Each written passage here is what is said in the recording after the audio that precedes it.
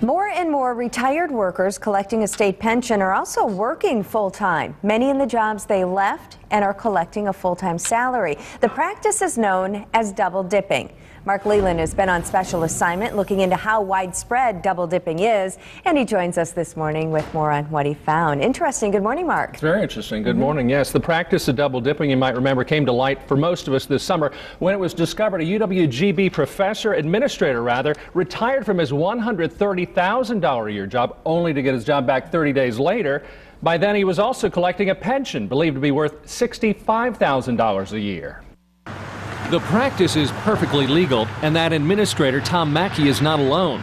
In just the first 8 months of this year, more than 1,100 employees whose paychecks essentially come from taxpayer dollars retired to collect a pension and then were rehired in taxpayer-funded jobs.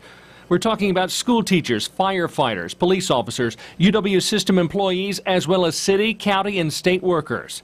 Since 2005, the Wisconsin Department of Employee Trust Funds shows the number of retired rehires tops 6,800 workers. There's an issue of fairness and equitableness that's part of this. State Representative Dewey Strobel of Cedarburg has introduced Assembly Bill 318 to stop the practice of double dipping.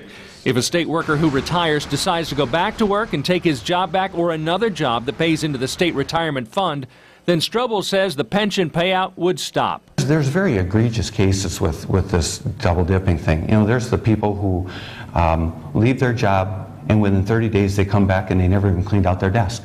50% of the so-called double dippers are public school teachers or staffers. School administrators say they need the option to hire back good workers. That's it. I mean, it's just about ensuring that we have as much flexibility in the hiring process. Now, the Mackey case at UWGB is being reviewed by the state retirement system since there is some question as to whether a deal to return to his job was prearranged before he retired, which would be illegal.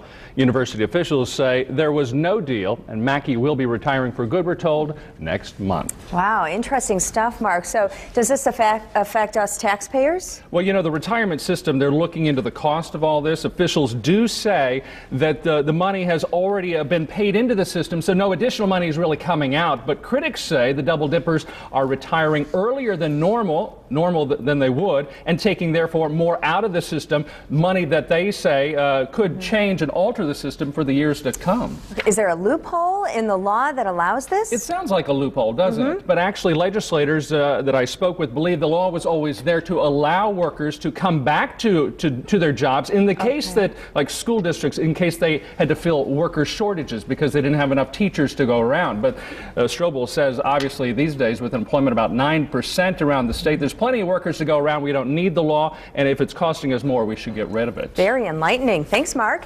Again, you can see more of this tonight. More of this tonight, coming up tonight at 9. Thanks, Mark. Mark Leland in This Morning on Good Day Wisconsin, and we'll be right back.